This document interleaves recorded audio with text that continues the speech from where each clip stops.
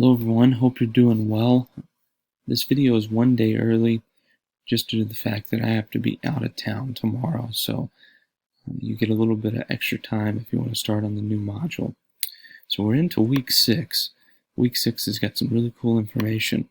We're going to be talking about your research paper, which is due later in the semester, but the topic that you pick, I need you to email me. So a little bit of outline right here in regards to picking a topic.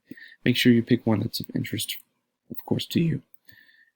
We're going to be talking about APA this week. APA is super important for your paper.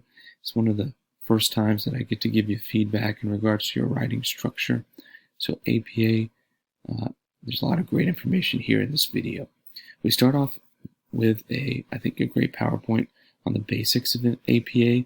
Some of this is APA Style 6, but we also have Style 7, which came out about a year and a half ago, and I'm going to talk about that in great detail so you know about it. Further, how we do research, how we conduct research is also important because you want to make sure that you cite your sources appropriately, and we talk about Google Scholar in a video below that, so some information there.